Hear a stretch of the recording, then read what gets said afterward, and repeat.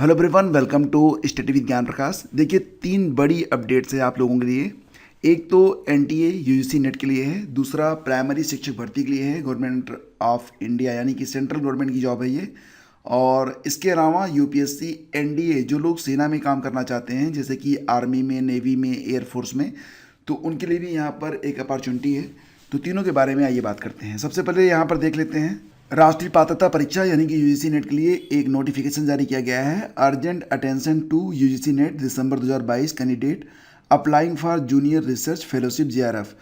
तो यहाँ पर आप देख सकते हैं नोटिफिकेशन में क्या दिया गया है।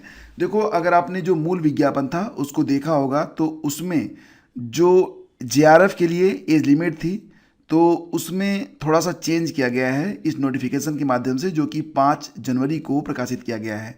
Urgent attention to UGC NET December 2022 candidate applying for JRF registration. ठीक है, तो क्या चेंज किया गया है? देखो, यहाँ पर चेंज ये हुआ है कि जेआरएफ के लिए जो एज कैलकुलेशन की जा रही थी, वो जो नोटिफिकेशन इसके पहले जारी हुआ था उसमें 1 फरवरी था। ठीक है, उसको जो है 2 महीने कम कर दिया गया है, यानी कि अब जो एज लिमिट है वो कैलकुलेट की जाएगी 1 दिसंबर 2022 से।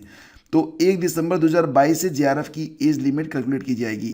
तो यहाँ पर आप देख सकते हैं JRF not more than 30 years age on 1 दिसंबर 2022। 1 दिसंबर 2022 को जेआरएफ के लिए आपकी जो उम्र है वो 30 साल से ज़्यादा नहीं होनी चाहिए।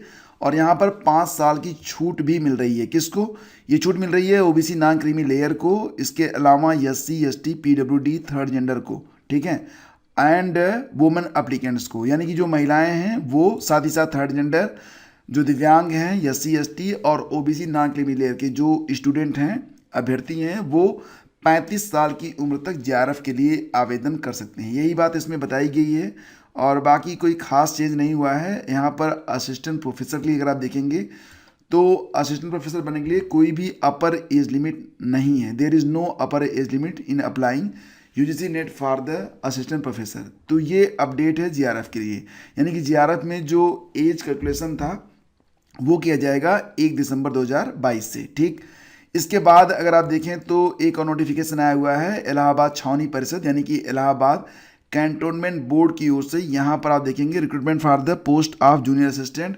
Revenue collector, assistant teacher and junior engineer. तो ये जो पद होता है यह सेंट्रल गवर्नमेंट ऑफ इंडिया के अंतर्गत आता है। तो यानी कि एक प्रकार से यह सेंट्रल गवर्नमेंट की पोस्ट होती है।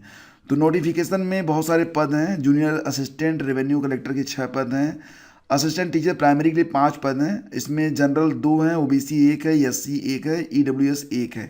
तो यहाँ पर जितने भी लोग हैं अगर उनके पास बैचलर डिग्री है, साथ ही साथ अगर आपने बीटीसी या बीएड किया हुआ है तो यहाँ पर आप अप्लाई कर सकते हैं, बशर्ते कि आपने टेट या फिर सीटेट को पास किया हुआ हो। ठीक है, सैलरी तो आप देख ही रहे हैं, सैलरी कैलकुलेट करेंगे तो लगभग 55,000 रुपये महीने आपकी पड़ेगी। तो डीएलएड हो मतलब बीटीसी, या फिर अगर आपने बीएड भी किया हुआ है तब भी आप इसमें अप्लाई कर सकते हैं। बीएड मांग रहा है या फिर बीएड एग्ज़ाम पास्ट, तो इस प्रकार से शिक्षा मित्र विद 2 ईयर्स बीटीसी कोर्स, वो लोग भी इसमें एलिजिबल हैं। ठीक है, और भी कई सारे पद हैं, जैसे कि अगर आप देखेंगे यहाँ पर जूनियर असिस्टेंट रेवेन्यू कलेक्टर का पद है। तो इसके लिए जो सिलेक्शन प्रोसेस है, सिलेक्शन प्रोसेस में एक एग्ज़ाम लिया जाएगा। एज की गणना जो है वो यहाँ पर आप देख सकते हैं कि जो एज लिमिट है वो 21 से 30 साल के बीच में होनी चाहिए। अदर बैकवर्ड क्लास के लिए 21 से 33 साल है और बाकी वही है शेड्यूल्ड कास्ट के लिए 21 से 35 साल के बीच में उम्र होनी चाहिए। इसके अलावा अगर आप देखेंगे तो मोड ऑफ सिलेक्शन क्या है? रिटन टेस्ट है। Written test for the post of junior assistant revenue collector, assistant teacher, junior engineer. Skill test for the post of junior assistant revenue collector, assistant teacher. Skill test for the post of, तो यहाँ पर क्या लिखा गया है कि after written test there will be qualifying typing test of first 10 short listed candidates from written test are as decided by the recruitment committee.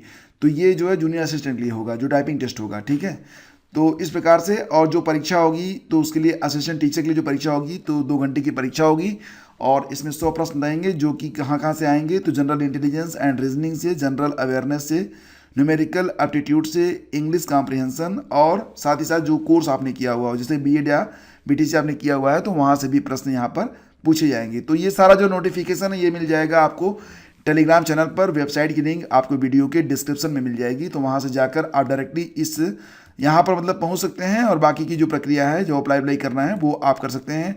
Notification को पढ़ लीजिएगा, उसके बाद ही अप्लाई कीजिएगा। ये सारी जानकारी आपके सूचनार्थ बहुत ही संक्षेप में मैं आपको बता रहा हूँ कि अगर आपको आवेदन करना है तो कर दीजिए।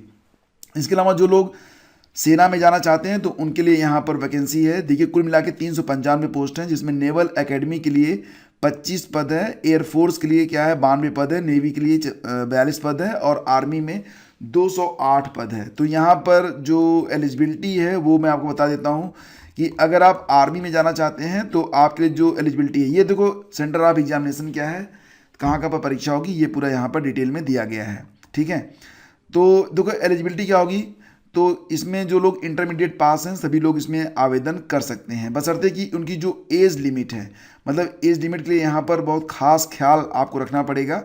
तो एज लिमिट क्या है ये मैं आगे आपको बता रहा हूँ। उसके पहले एजुकेशन क्वालिफिकेशन देख लेते हैं। Army wing of national defence academy के लिए केवल 10+2 चाहिए, और अगर आप एयर फोर्स में और नेवल विंग्स में जाना चाहते हैं तो 10+2 ही चाहिए, मतलब 12वीं पास हों, लेकिन फिजिक्स केमिस्ट्री और मैथमेटिक के साथ पास हों। ठीक है, और बाकी आप लोग नोटिफिकेशन देख के अप्लाई कर सकते हैं। यहाँ पर फिजिकल स्टैंडर्ड में मतलब फिजिकली आपको फिट होना चाहिए, फीस मात्र 100 रुपये है। तो इस प्रकार से ये पूरी डिटेल्स आपके सामने है, और बाकी जो जानकारी है उसके मुताबिक हाउ टू अप्लाई तो ऑफिशियल वेबसाइट पर जाकर आप अप्लाई कर सकते हैं। OTR का सिस्टम यूपीएससी बहुत पहले से लागू कर चुका है, यूपीपीएससी में अब जाके लागू हुआ है, तो ये जानकारी है। ठीक है, और यहाँ पर लास्ट डेट आप देख सकते हैं कि 10 जनवरी है, 10 जनवरी तक ही बस आपके पास समय है, तो ये आप देख लीजिएगा। और एक बात और भी कि यहाँ पर देखो, जो जब आप एक बार फॉर्म अप्लाई करते हैं तो वो भी काउंट किया जाता है। तो मतलब ये कि 10 जनवरी तक अगर आपने फार्म डाल दिया, फिर आपका मन हुआ कि यार तैयारी नहीं हो पाएगी या कोई भी कारण है, तो अपना फार्म आप 18 जनवरी से लेकर 24 जनवरी के बीच में मतलब इसे जो है विड्रॉ कर सकते हैं। तो ये बात भी आप लोग ध्यान रखिएगा। तो ये कुछ वैकेंसीज थी जिसके बारे में आपको बताना था, और अगर वीडियो अच्छा लगा है तो लाइक और शेयर कर दीजिएगा। Thank you so much.